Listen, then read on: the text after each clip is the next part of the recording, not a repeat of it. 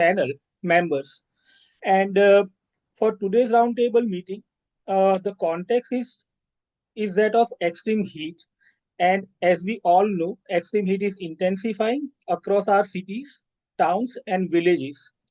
And it is threatening our public health, infrastructure, agriculture, and livelihoods. And everyone is affected, but those with limited resources and knowledge suffers the most. And that is what we have experienced, and also you have also experienced. So our main focus for today's roundtable meeting is on discussing urgency of urban heat adaptation and what role nature-based solutions can play. And to achieve this objective, we have lined up 4 presentations for all of you, and we'll also have a question and answer session following the presentations. And based on today's deliberations, we were thinking of planning of developing a follow-up work plan, learning agenda, which can contribute to the global platform for disaster risk reduction, which is upcoming in June in Geneva. So we also welcome you to join uh, the development of our work plan and learning agenda. And before we begin, I would like to request my colleague Manish Patel to launch a special issue of SouthAsiaDisasters.net on urgency of urban heat adaptation for wider circulation and application. So you will find a copy and a link to the publication in a chat box. Uh, Thank you, Manish Bhai. And first of all, let me invite Miss Mini Sastry. She works as an advisor at UNEP India, and she specializes in extreme heat and sustainable cooling. She contributes to the Cool Coalition and has also authored UNEP's Beating the Heat Handbook, which promotes sustainable urban cooling solutions. And today, she will share with us her valuable insights on urban heat assessment and nature based solutions, and also some long term extreme heat mitigation strategies. So, welcome, Ms. Sastry. I invite to share your experience with our audiences. Thank you. Thank you so much, Mehul Bhai. Thank you, Mihir Bhai, and the entire team here, who have really put forward, I think, a lot of efforts together to put this together and also the issue. Um, I will give me a minute. I will try to share my screen, and I hope this really helps, in today's discussion. Yes, ma'am. You can see my screen, I hope. Yes, we can. It would be Okay. better if you go full screen, Yeah. please. I'm just doing that and trying to also minimize this. Okay. So today I would be focusing upon long-term mitigation measures from UNEP side. I mean, I could very briefly give an update of UNEP for those who maybe are not aware of the work. So we have in UNEP a Cool Coalition platform, which is a global platform with 200 plus, state members, countries, non-state actors working together on advocacy, on knowledge development, and also implementation of sustainable cooling for all, and which includes, addressing extreme heat as well as cooling solutions to ultimately, reduce the greenhouse gas emissions which are related to the cooling sector. So as part of this Cool Coalition, we also have an India cooling program, UNEP's India cooling program, under which we are doing several activities. And so both at the global level and at India level, I have put together a few slides, which I hope, would help today's to set the platform right and for today's discussion. My first slide talks about, the UNSG's call to action on extreme heat, which had come out last year. due to extreme heat conditions. Every year, we have seen that we have record-breaking temperatures, and every year we are setting a new record of of the maximum temperature, which is felt almost across the world. And there has been a lot of emphasis in this call to action from UNSG on redesign, on redesign of our cities, on redesign of our built environment, looking at cooling from passive perspective, not really from the refrigerant and from the the convective conventional air conditioning perspective, because it's a vicious circle. As extreme heat is being felt every year, the demand on cooling is increasing, but the more we have cooling air conditioners, the more greenhouse gas, the more the anthropogenic heat, and the more urban heat islands. So it's a vicious circle which we need to break by looking at passive cooling and nature based cooling solutions. And this is also what he has addressed and highlighted, taking some of the science from UNEP work, which he says that UNEP estimates that together these measures, the passive measures, could protect 3.5 billion people by 2050 and could slash emissions, saving customers around $1 trillion a year. Uh, so also UNEP science is available publicly. We call it as the Global Cooling Watch, where we are highlighting triple strategy which can really help provide affordable comfort and affordable cooling to the vulnerable populations, as well as cut down immensely cooling related emissions. And this triple strategy majorly talks about passive cooling, energy efficiency in the cooling sector, and rapid HFC phase down. These are the three strategies that the Global Cooling Watch of UNEP emphasizes and is strategizing through various national and subnational governments, through various commitments that we are looking forward and implementing in countries.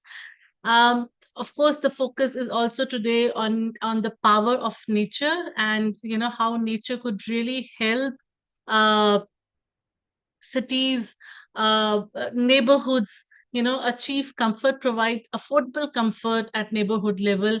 But at the same time, it because of the reduced temperatures of the microclimate, it also really helps in reducing the cooling energy demand from buildings. And in fact, UNEP is also now getting into a project which is called as the Nature for Cooling Challenge, where we are going to work globally with countries, with cities, giving them technical assistance as well as grant assistance to implement ecosystem approaches that we call in India and in other places across the world. We are calling them as nature-based solutions, and it is because UNEP science and it shows a huge reduction potential of outdoor air temperatures in extreme heat scenarios, where there are urban heat islands being quantified through urban heat assessments. It's seen through UNEP science. And in fact, we are doing this cooling challenge also to further have proof of evidence that nature has that potential to reduce the temperatures of hot pockets of a city. So this, for example, is a case study that we have in our Beat the Heat handbook of UNEP, where Medellin city and how they integrated green corridors, which is resulting into reduced temperatures, and it's predicted that it would further reduce 4 to 5 degrees Celsius in the years to come. Singapore, the entire city, actually, they did their urban heat island assessments, and based upon their UHI assessments, they have integrated green roofs, green walls, green infrastructure, and they have also quantified that if you have a pocket, a pocket which was a hotspot, by integrating an urban park, it could reduce the neighborhood microclimate temperature from 1.5 to 4 degrees Celsius. So these things have been quantified in Singapore, and Singapore has a very similar climate to Indian, warm and humid climate zones. And it is good to replicate this in India. Similarly, in Madrid, they did. So what we are trying to emphasize in UNEP and the work that we are doing with our cities is have a scientific evidence, have a scientific basis when we are looking at heat action plans, have urban heat island assessments, have urban heat mapping. It should be one of the first steps to understand what are the hotspots of a city, and depending upon the causes of that hotspot, whether it's a dense traffic, or whether it is the dense development, the built environment, the way it is built, what is the cause of having hotspots in a city? And the causes could vary, in a junction which is a highly commercial junction with a lot of uh, big buildings, malls, depending upon air conditioning, emitting out anthropogenic heat from their air conditioners. There could be that is another reason. So it is very important to understand in different hotspots of the city what is the cause, and accordingly provide passive solutions to mitigate, for long-term mitigation of heat. And so this was also done in Madrid, where if on the left side you see the heat map of Madrid, and based upon the hotspots, which are red in color, they had their tree planting initiative. We've worked in Vietnam recently. Almost this work is coming to an end, where we developed an urban cooling action plan for some of the cities in Vietnam, where again, based upon the scientific evidence of urban heat assessments and mapping, we are supporting the cities in redesigning of their streets, whether it is through planting initiatives, whether it is through some of the water streams that to bring it in, or whether it is building level changes, like cool surfaces to reduce the street level temperatures. Um, Similar work we are doing in Tamil Nadu in India, which is like, we have several deep dive cities as well as light touch cities in Tamil Nadu, where again, the first thing is, to understand how the land use land cover change in last 30, 50 years, and how in this case, what you see is the change in land use land cover and the, land surface temperatures, which is the UHI map, and then addressing and then understanding what is the cause. So if in certain pockets the cause is, for example, low sky view factor, because there is so much of dense built up that there is no sky view available really for heat to emit back. So what are the solutions then?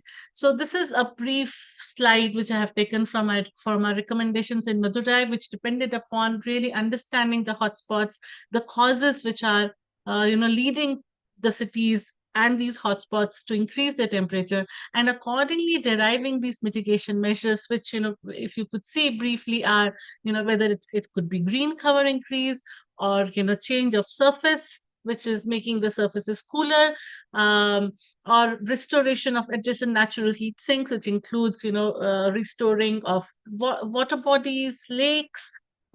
In certain cases, if, as I said earlier, if the hotspot is due to dense traffic movement, then really looking at transportation and sustainable transportation, whether it is through the through vehicles, or whether it is looking at peak times, changing the way the pattern of traffic, introducing more cycling lanes, pedestrians. So really looking at those hotspots from what is deriving it to be a hotspot, or whether it is climate urban morphology, where we are looking at street level planting initiatives, or when there are new satellites or new neighborhoods being designed, then what should be the street orientation. So various aspects of urban morphology to really see what would work depending upon what is the morphology of that area.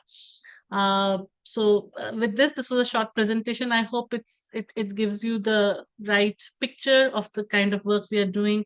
I'm happy to discuss further or take up any questions. Thank you so much.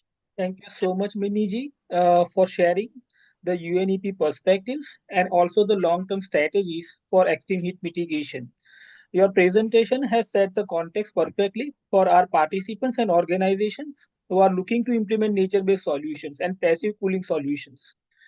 Now let us move to our second speaker of the day, Mr. Sanjay Bhatia. Mr. Sanjay Bhatia, he leads UNDRR's Global Education and Training Institute, which is GETI, and he also heads the Office for Northeast Asia. And he has over 30 years of experience in disaster risk reduction, leading global training, recovery guidance, and resilience initiatives across governments and institutions.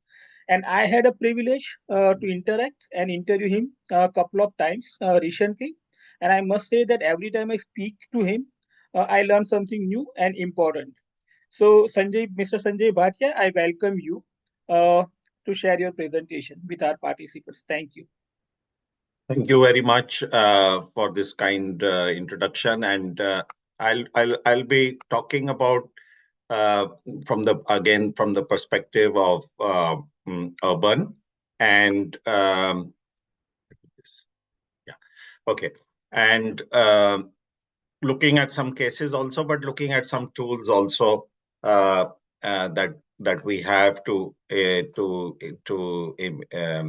promote urban resilience. So one very good platform is the Making Cities Resilient 2030, which has more than 1,850 cities from around the world who are signed up with their mayors making commitments to take actions to enhance resilience. And when we talk about enhancing resilience, of course, extreme heat is one of those factors which need to be uh, addressed. So the MCR 2030 provides a very easy to follow resilience roadmap for the cities. It also provides them a link with over 400 partners who can help them in various stages, but also basically to implement measures for resilience. So and that includes measures for cooling, for heat resilience. So I do encourage all the partners who are here today to also have a look at mcr2030.undrr.org and join as a partner to provide the services, and also you're then able to publicize the good practices and cases from around the world and contact cities from around the world. So the tools of the partners, the networking, all of these are provided.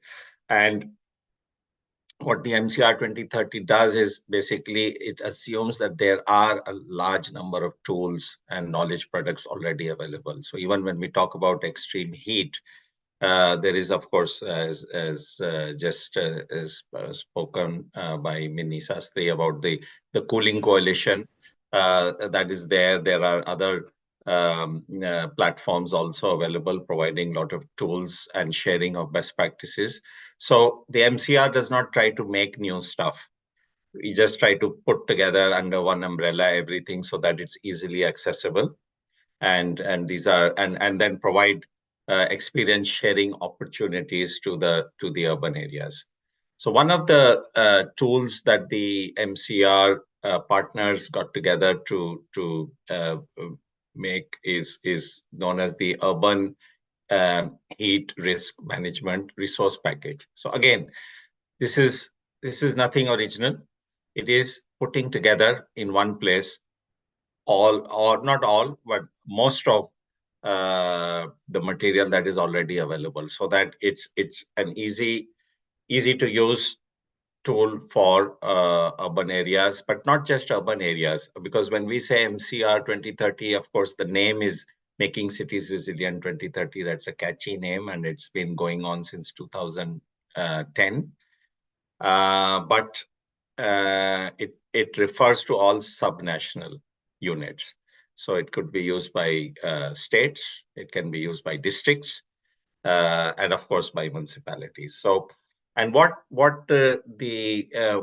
tried to do when putting together this heat resource package is look at not just the immediate short-term response strategies, but also looking at what are the long-term planning measures that could be taken, and some of the, for example, the case of Singapore and Medellin that was just shown. So that is long-term strategies to cool the city and to reduce the urban heat effect. So this is freely downloadable, and then what out of the cases we tried to pull together from all the material available certain recommendations, so to form like a checklist for cities. And based on this, actually, what we are doing, and that is something new, planning to develop by the end of this year, urban heat risk scorecard for cities, and that we hope to have ready by November this year, and then available for piloting and testing, perhaps before the next summer season, heat season, in various countries, including in India, to see how that can help to identify gaps and also help to identify the actions that need to be taken to address the gaps. So I think some of you are already aware of the scorecard methodology, so it follows exactly that. So again, of course, some of the key elements are listed here. I won't go through all of them, but um, building awareness on heat risk reduction is very important, because there is almost a fait accompli that, oh, there is heat, we can't do anything about it, but there is. And as example shown just recently in the Cooling Coalition also, there are actions that can be taken to reduce the heat signature. So, but also when subnational units are looking at it, to ensure equitable access, because what we see is often there are good plans. Firstly, they are not consulted with the local communities, and secondly, and because of that lack of consultation and communication, we see many members of the community which are left out of the system. Having a good heat alert system, uh, three-tier system maybe, or whatever, so that people can understand, not only people, but businesses and other stakeholders can understand, and making sure all stakeholders are there, they are participating. So it's not just civil defense or the disaster management people, but the buildings people, the environment people, the parks, the land use, the public works, the roadways, because all of them are impacted. Railways are greatly impacted by heat. So having all of them around and developing these strategies or action plans which can help. Now, when we talk about early warning, because the unfortunate thing about extreme heat is that there is early warning, but it's not being used. It's very rare to see early warning for extreme heat coming out and then the measures being taken. Usually, the measures are taken when the extreme heat is already upon us. So there is an early warning checklist, which is not focused on extreme heat. It is focused on multi-hazard. And this also is a very good tool. I would recommend for everyone to have a look at it. You can Google it and find it. It's built under the Early Warning for All initiative, which is a global initiative. And it helps, again, national and local governments and subnational units to understand how effective their early warning systems are, and to identify the gaps, and then to try to improve those areas of weakness. So, and one example of how it's being used is in Sierra Leone, where what they did was, on the hazard map, they also plotted the vulnerability and exposure. So they got data on urban population change, migration, food insecurity, gender, life expectancy, Gini coefficient, infant mortality, households with TVs, and so on. So all of this they plotted over the hazard map, And then this gave them a very interesting vulnerability map. And then they know now from this, they will be able to understand also which are the areas or which are the populations and communities which are more vulnerable or going to be more impacted by extreme heat. There are some very interesting examples we found around the world. So this is one from Zimbabwe where passive cooling techniques are being used. There's a very interesting example from Jodhpur where the blue white the whitewash, as we call it, on the external surfaces has actually been documented to reduce the temperature. So there are all these good practices also which need to be picked up. This is one example from Incheon, where we are located. The Global Education and Training Institute of UNDRR is located. So here, what they did was they used big data analysis, and they looked at weather satellite images, looked at density of the old buildings, look at the age index. They identified where the elderly population are living, where senior citizens are living alone. They identified that also, and so on. With that, they developed they selected 52 heat wave vulnerability priority management areas. So what they do is here in these priority management areas, they know that and they have triggers, 3-tiered. So when the temperature starts increasing, they know who the most vulnerable are in that community, and then they start communicating with them. Do you have some cooling? Because you see that here it's a cold country, so 2 months there's high temperature, so the temperature varies from -20 to +30, and when it goes +30, 35, it's very high humidity, so it's beyond the tolerance level of most people. So then again, so then they are able to monitor like that. Then nature-based solutions, I think the similar example of having parks, and not only having parks, but having them interconnected, because you need to make that green corridor in the city. Something like what Singapore and I think Medellin, the example also same. So it's not just having parks, but they need to be interconnected so that the cool air can pass through. And then Barcelona, where they've even made targets for how many parks per people, and how far the park should be from the citizen, and that kind of thinking. So again, we need to start looking at these things which are mostly common sense, but unfortunately not so common. So I'll leave you with that and some references and resources. And I thank you for your patience and listening to me. Thank you. Thank you so much, Mr. Bhatia, for sharing a range of tools, checklists, and guidelines, and also networks that we can join. Uh, and it was also good to know that soon various cities will come up with scorecards. Again, the method of preparing such scorecard will be useful to district administration and cities in also updating their existing heat action plans. So thank you so much for sharing all the updates with us. Our third speaker for today is Mr. Michael Austin Slingby. He brings 45 years of Asian experience, including UN Habitat's country representative in Afghanistan, manager of DFID's urban poverty program in India, and also ADB's consultant on climate resilience strategy in Bangladesh. And he will speak about urgency of urban heat adaptation in South Asia and role of nature-based solutions.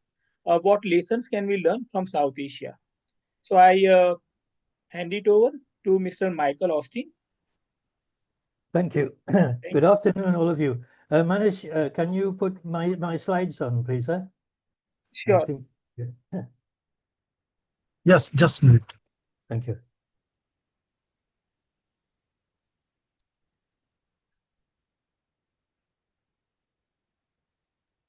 My God.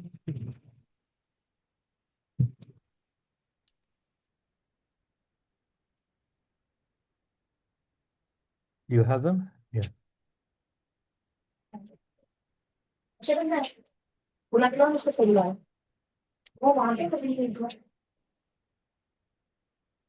Ah.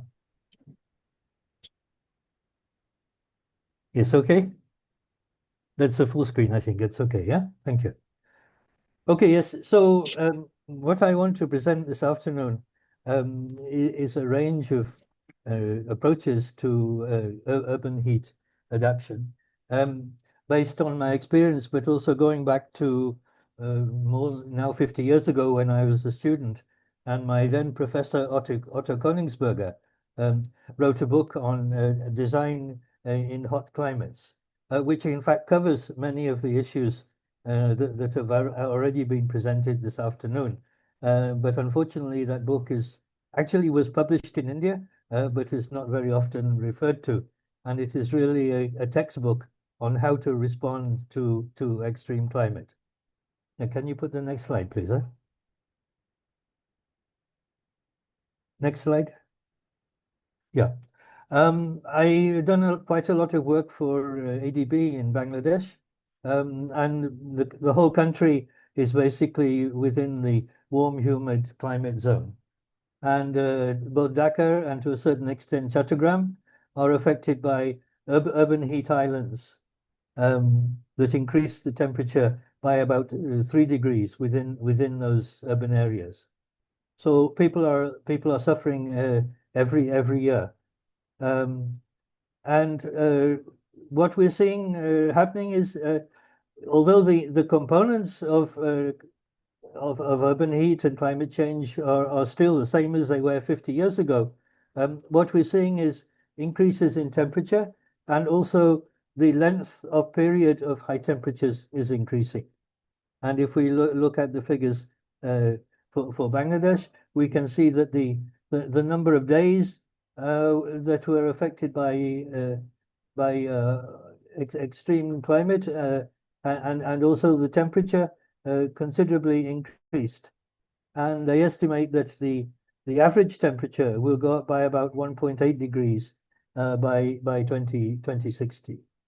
So we're seeing more hot areas, more areas affected by that are affecting people's health. But I think what nobody has mentioned so far is that both India and Bangladesh are signatories to the Paris Agreement, but both countries are heavily dependent upon coal-fired power stations, which add considerably to the problem. And I think that is something that we should come back and put on the agenda. I'm not quite sure why that is not taken up. We've got many local and national level attempts and city level attempts, but the actual problem that is being caused is often through the use of coal-fired power stations. And both countries are very dependent upon that. And it becomes partly a political issue because people who need electricity, especially in the hot weather, aren't particularly concerned how that electricity is produced. And so it is a political issue if that electricity is not available and people cannot either have fans or, in some cases, air conditioning. So this becomes a common problem that we have. My work has also been mainly with urban poverty, and therefore particularly concerned about people living in houses constructed of temporary materials, and the fact that those people, especially children, women, and the elderly, are particularly exposed to the problems of extreme heat and climate change. In addition, of course, to those who are working outside, farmers obviously, but also construction workers, and even those selling food on the street are also very much affected. And the extreme heat periods mean that it is also people are suffering economically because they're not able to sell things, they're not able to work during those periods of extreme heat. Yeah. So the numbers of people who are affected and die because of extreme heat, it is actually quite difficult to determine. And one of my concerns about something which I don't feel we give enough emphasis to is the fact that many of those people have some chronic illness also, heart disease, kidney disease, and so on. And because of lack of access to health services, they are more vulnerable to heat change and to extreme heat. And so I think we need to link access to health services, getting people healthier and addressing some of the secondary causes that contribute to extreme heat and to people being either dying or being seriously ill because of the climate. Have the next slide, please.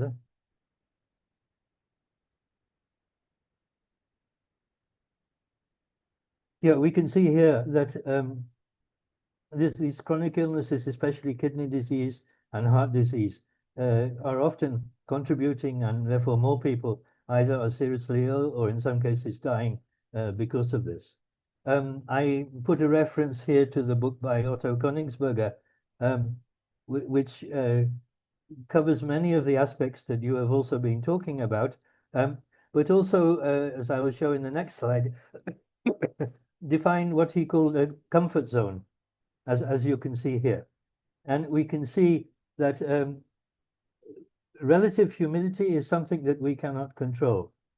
But the temperature inside buildings is something that we can control by looking at the construction of the buildings, looking at the design of shading devices. And of course, the airflow also helps make the living conditions inside buildings more comfortable.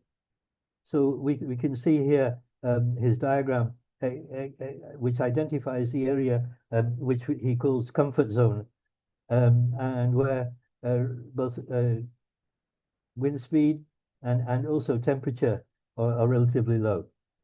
But we can see that relative humidity, which prevents the body from naturally cooling, once the temperature gets above 35, and once relative humidity gets above about 60%, then it's very difficult for the body to naturally cool. And we need to look at ways in which, at least in terms of temperature and in terms of breeze, we can try to reduce the internal temperature within buildings. Next slide, please.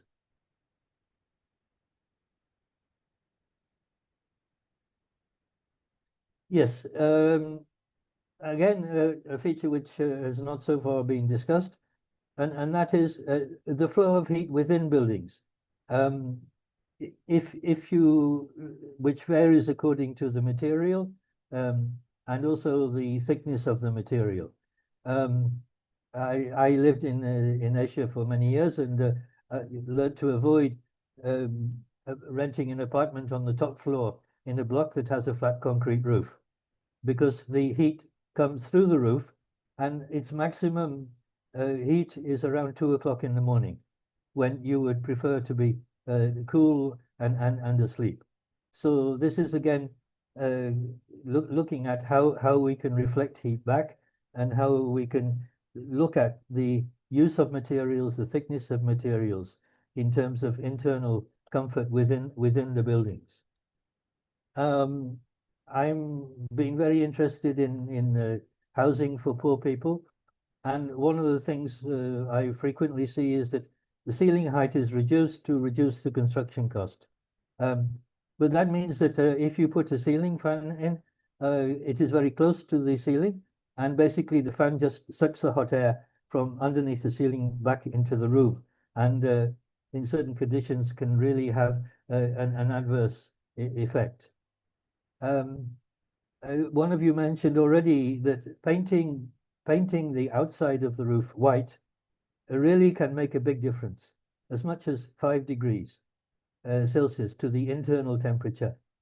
And now in India and also in Bangladesh, a reflective white paint is available, and this is extremely good at one way of reducing the internal temperature inside buildings. Thank you. I think, is that the last slide, please? Yeah, sorry.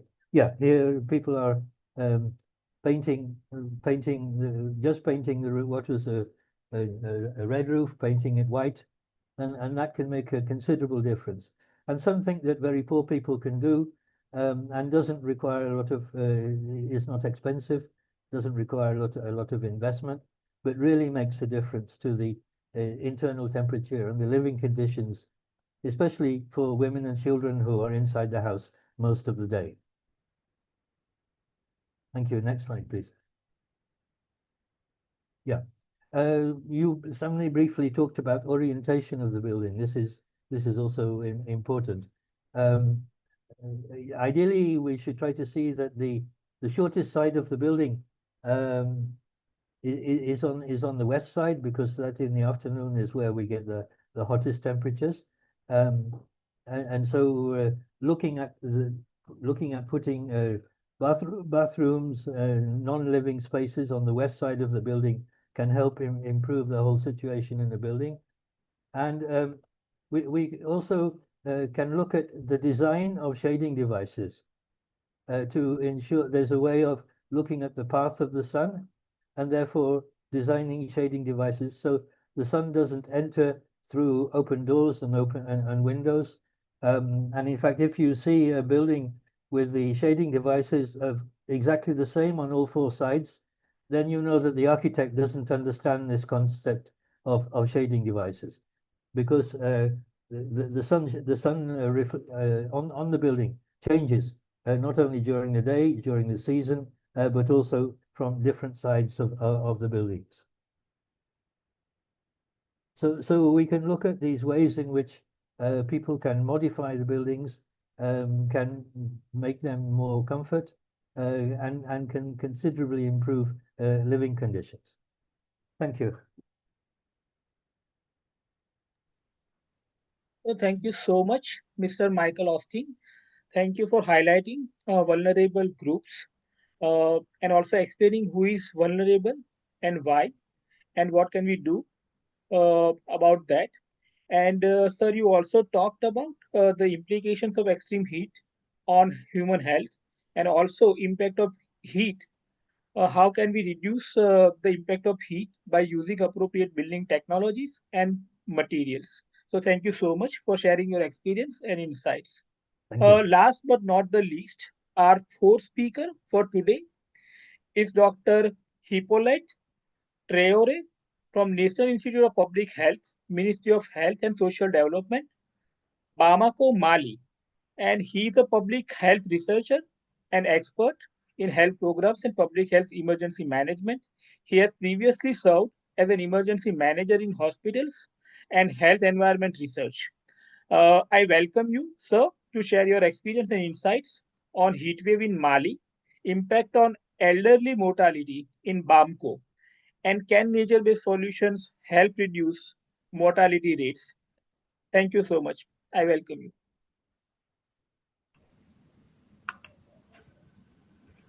Thank you very much. Thank you, Mary Panja, and hi, everyone. Good afternoon, everyone. I am delighted to see you and to communicate with you on the panel. This is my first time to speak with you and to see you in live. That's why I'm very happy. And you have a great of my team co-workers from Bamako. I am a public health worker, research in the public health and management, and I am a public health emergency management expert. I want to share with you my screen. I don't know you get it or not. No, we can't see your presentation. Okay, yes. Manish bhai sharing, yes. Okay.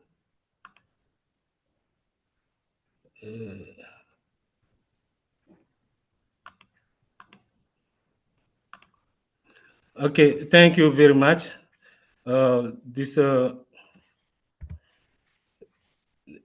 the first slide, please.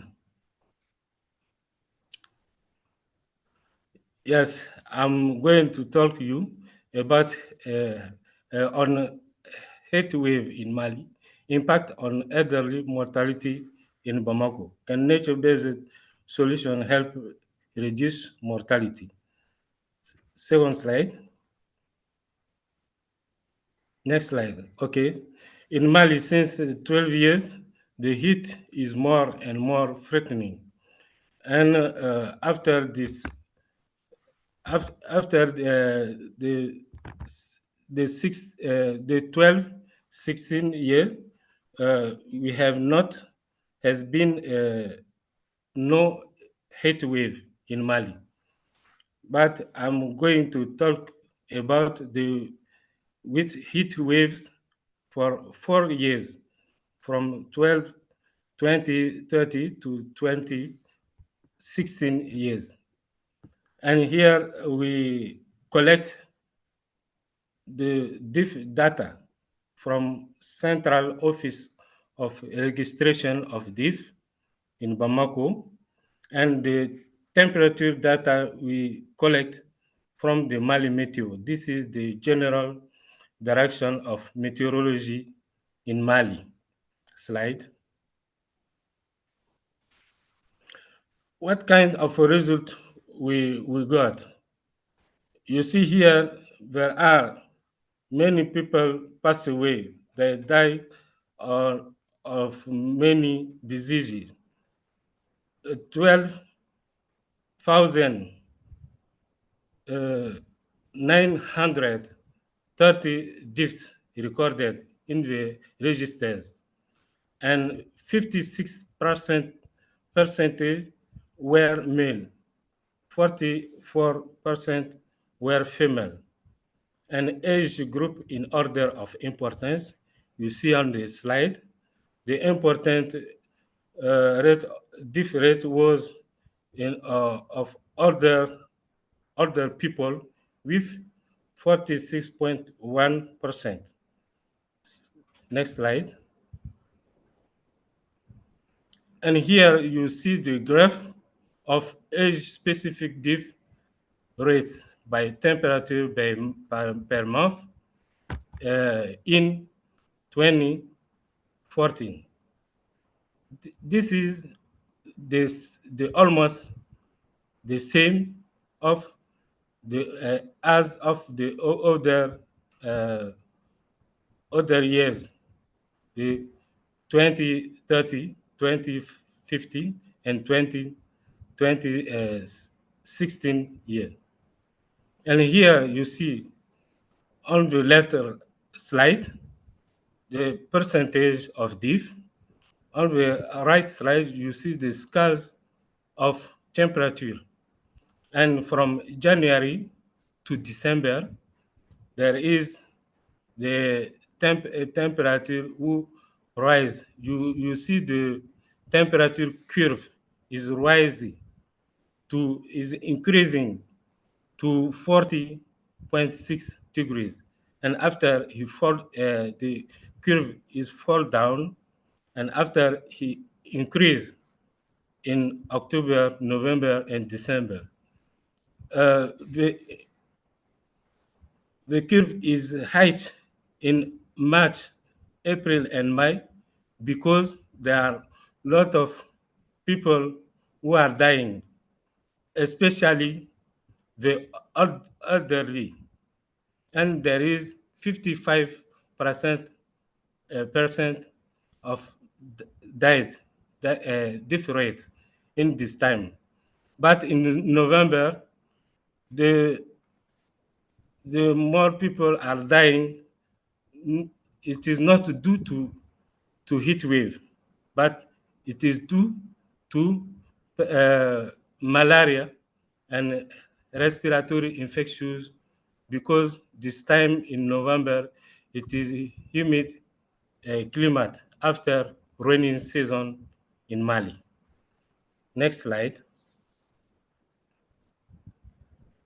And here you have the variation in death rate of the elderly. On top, you see the years, and on the left you see the month May, April, May, and average per year. And here you see the temperature is very high in March, in the 20, 30 years. And subsequently, the death rate rises to 45%.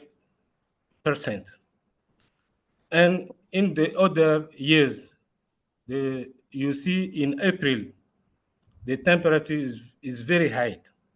And subsequently, the death rate is also very high in this time. That's why we can say that the death were is caused by the temperature, the height temperature over of 40 degrees Celsius. Slide.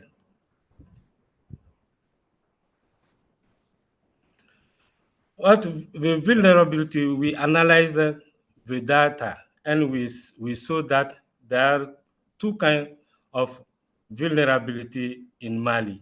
The first is the diagnosis we recorded in the registers. There was hypertension, cardiorespiratory problems, diabetes, and death on arrival. However, there is the second type of vulnerability. This is a combination of causes. The personal and social causes were the poverty in Mali, the late support at the hospital, the comorbidity, the fasting, and ignorance also, and health policy. This is the second topic. And we have insufficiency or lack of the financement of the funding of medicine, amenities, and infrastructures like hospitals. And the second, the first up is nature issues, where the problems with extreme heat, because there is deforestation in our country. There is always bushfire in our country. There is the heat in the houses because there isn't water based cooling. And the climate change, you see, is very, very high in our desert country located in the Sahara. Slide. How we can mitigate heat wave in Mali? There are two strategies. The first strategy is to adopt preventive measures, informing the elderly is in nursing homes and mobilizing additional resources for the holistic cares. Because electricity and water, the lack of electricity and water is very, very important, is very, very is crucial in our country because poverty. And we must to improve meteorological community and emergency services communication skills through the creation of an early warning network at central levels and decentralized levels. And the second strategy is to adapt native-based solution, because we must to do the reforestation, that's a tree planting, and banish bushfire. Bushfire is very bad because they kill the trees and animals and many things in our country. And we develop health environment program. This is very important. After our study, we send the report to the ministry, and they create the health environment program in the platform One Health. In this platform, all the partners and the stock healthcare, they are uh, they are working together. Slide. And here, this is the picture of the meeting to inform the community leaders on urban heat mitigation. Uh, this is important to enhance their comprehension uh, to to to fight against climate change and heat wave in Mali. I think this is the last slide. Thank you for your attention. Forgive me Thank you so because much. Yes, little yes. bit. Thank you. Thank you so much, Dr. Hippolyte, for sharing findings of your research on elderly mortality in Bamko and what else is being done at various levels in your country. Right now, we have about 5 minutes to answer some questions. And if I may start with the most recent question, uh, and it is about could you please share some examples uh, or insights on how slums can be involved in implementation of nature-based solutions? Is it done anywhere, and was it successful? May I ask Dr. Miniji to respond?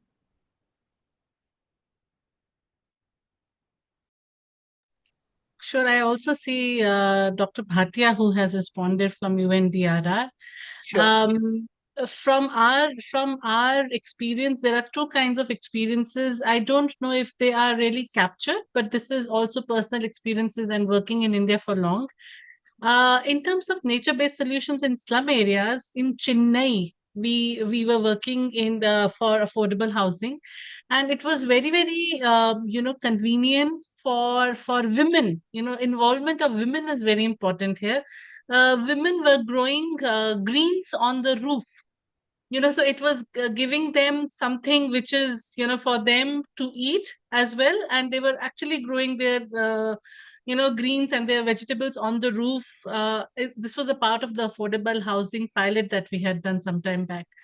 The other very uh, uh, an option which has really high scalability is actually it's the cool roof, the cool roof paints. Of course, it's not an NbS solution, but it's a passive solution, which has very high replication and scalability perspective. There are a lot of products available and in the market which are affordable and are scalable. So these are from my experiences. Thank you. Thank you Hope so this much, helps. Miniji. Yes, very much. There is another question about measuring the impact of nature-based solutions. So, Mr. Bhatia, if you could please share your experience of using some tools and methods for measuring impact of nature-based solutions, if these are available and are used by practitioners. Okay, that's a tough one. So I think Minnie might be better placed to answer this question about the tools to measure the impact. What I can mention is the tool that I did mention, which was this. Or did I not? Yeah, the scorecard. So I mentioned the heat scorecard, which is in developmental. We'll have it by the end of the year. But there is a disaster resilience scorecard for cities, which helps uh, all subnational units go through a set of indicators and find the gaps in their policies and strategies to manage the risks of various hazards, including heat risk.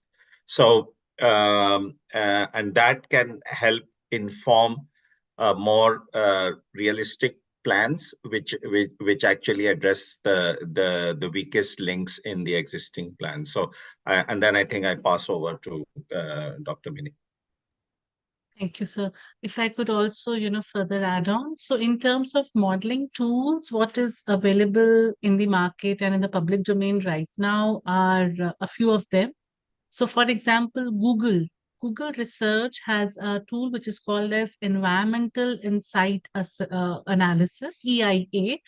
And it is not, I think, available for Global South yet, but the tool is there. They have piloted several cities in USA where they have used the tool to predict reductions in temperature post implementation of nature-based solutions, for example. So a hotspot in a city, the current temperature, and what will happen if nature-based solutions are implemented, then what is the reduction potential. But as I said, I think they have only tested it for some of the US and Australian cities. If I don't know who has asked the question, but if you just Google it out, you would come to know there is a lot of information about this tool. And I'm sure if you approach them, they may do it for your city for which you are planning to ask.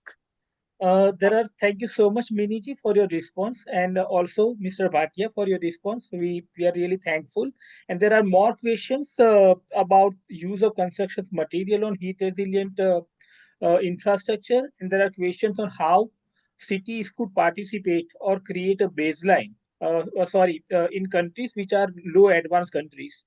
So some of these questions perhaps could be answered or asked directly, and we'll ensure that this question reaches to speakers, and we'll request them to respond to these questions, because right now we don't have enough time to respond to all those questions.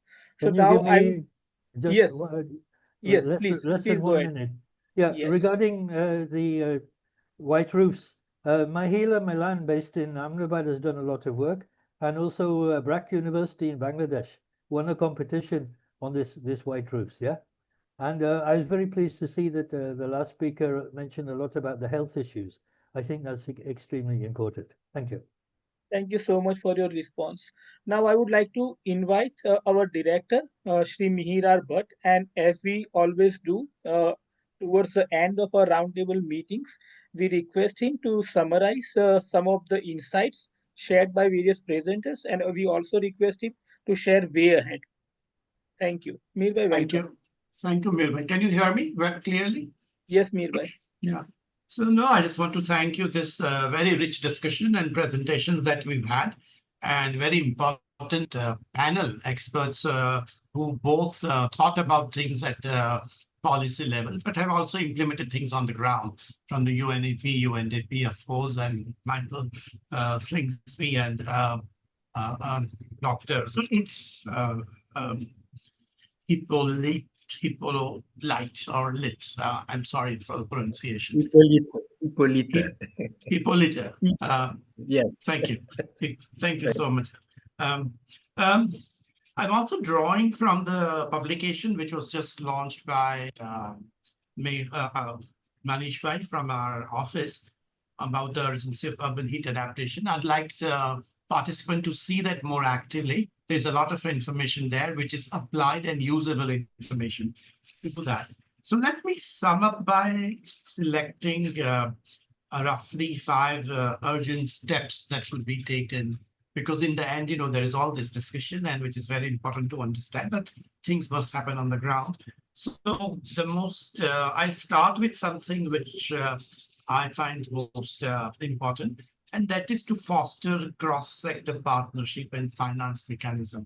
We haven't talked about money, but that's something we all need to do things that we want to do.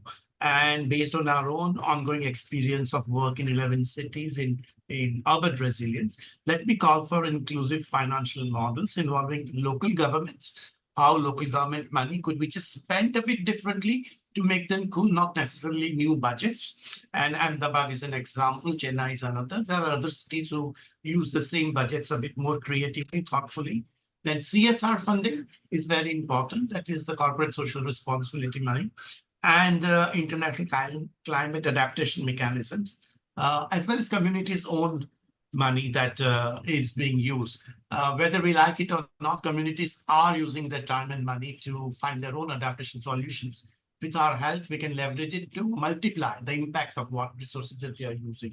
So that's one area which is very important. And we propose as AIDMI to focus more on this in the coming months, both starting with looking at some sort of a scoping study to see how these resources are available, and two is to see how it could be multiplied. So that is one concrete way ahead.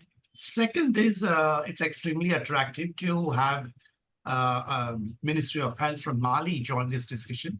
And if there is any way of exchanging experience between Afro-Indo experience sharing, and we have two UN bodies here, but also directly what is being done in India, for example, the work of Mahila Housing Trust, which was mentioned by Michael Slingsby, how that could be useful in Africa, Mali, and other countries. There are other organizations doing excellent work here.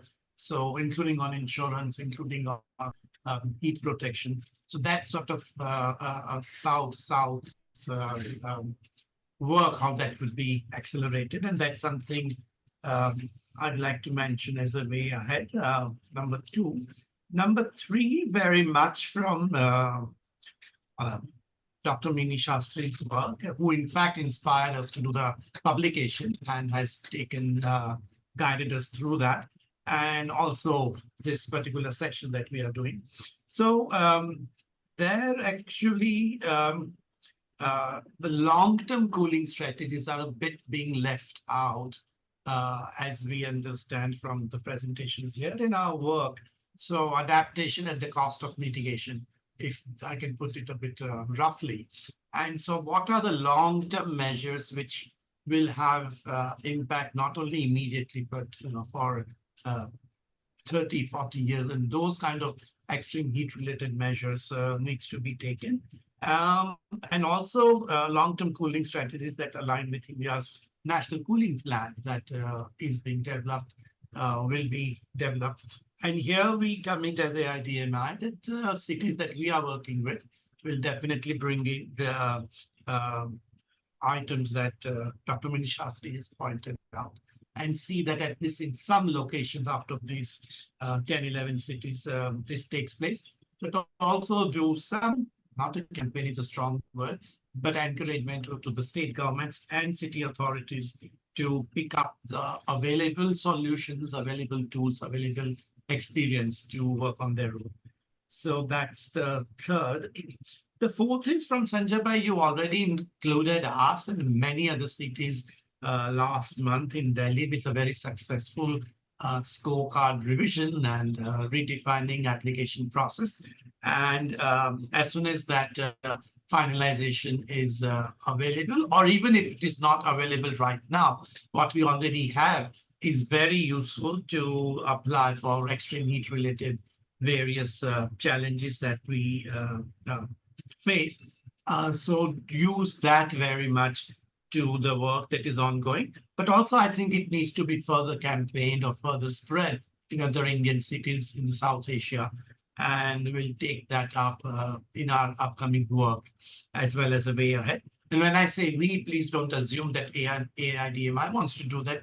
Everybody who is present here in this session, or those who are not present but come to know about it, please join us and let us know and how we could do that.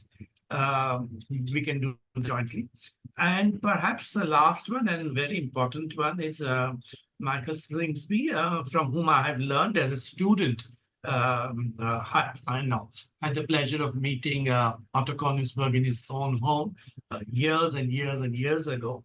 Has architectural solutions, some of that he has mentioned already in India, other solutions in Bangladesh. But the whole not new way, it used to be the way architects used to design, and then we sort of got off with something else, which has caused, not only caused more heat, but is less responsive to it. So how do you go back to designing the way things should be designed, which is being sensitive to the environment and climate, and a whole presentation that you have done, Michael, here. We would use that with your permission to make a list of knowledge notes. In fact, we received already a request from one of the largest and best network of Asia Pacific, ADRRN, to turn that into a knowledge note.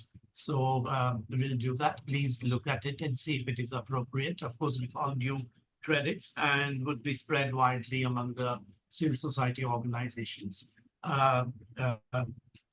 to do that. And we ourselves, of course, will use that for the small towns that we, new small towns that we are planning to work in the coming months in the extreme areas of some of the parts of India to do that. So I think these are the 5 concrete action areas for AITMI for all of us to move forward. What I'd like to sum up with is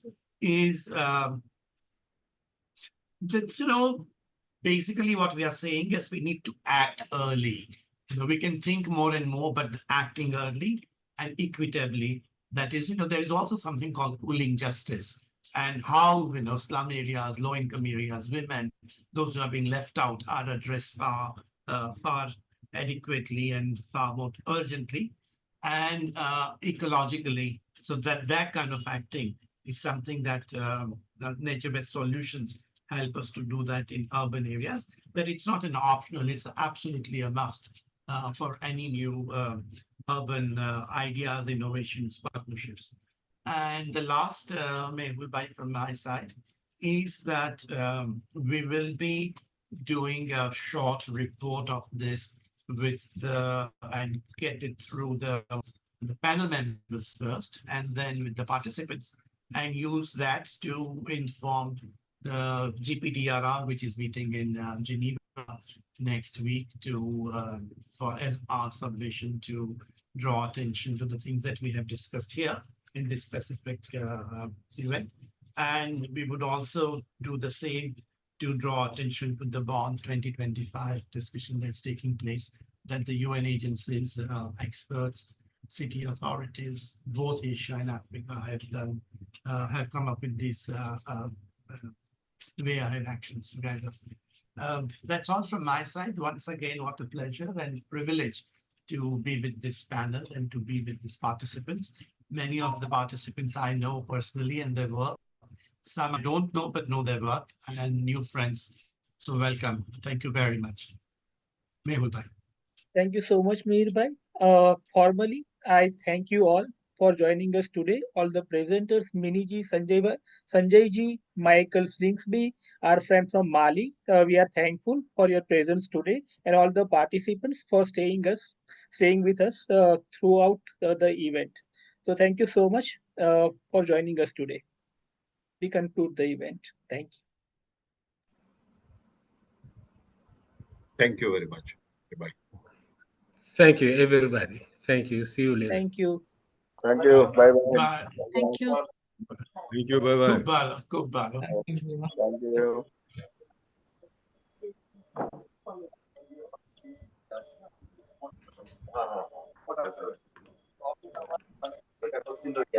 ये कहीं